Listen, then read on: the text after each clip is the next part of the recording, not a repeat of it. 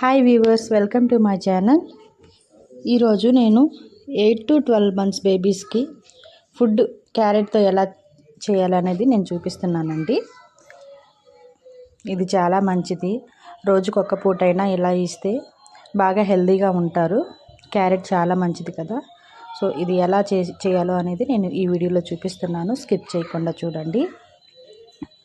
ఒక fresh carrot తీసుకొని దాన్ని బాగా పైన పీల్ ఆఫ్ అంతా చేసేసి ఇలా స్మాల్ పీసెస్గా కట్ చేసుకోండి. చేసుకున్న తర్వాత ఒక 2 spoons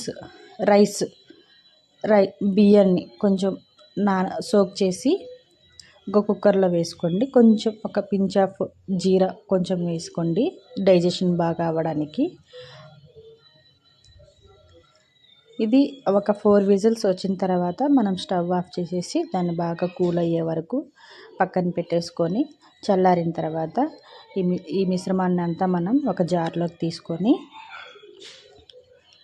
బాగా ఇలా ప్యూరీగా చేసుకోవాలండి.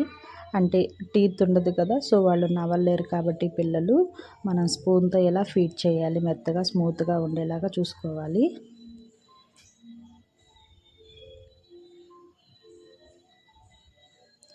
అంతే అండి. ఇలా చేసాము అంటే ఈజీగా తింటారు, ఈజీగా డైజెషన్ అవుతుంది, హెల్త్కి కూడా చాలా మంచిది. ఈ వీడియో మీకు నచ్చిందని నేను అనుకుంటున్నాను. మీకు నచ్చినట్లయితే లైక్ చేయండి, ఛానల్ని సబ్స్క్రైబ్ చేయండి.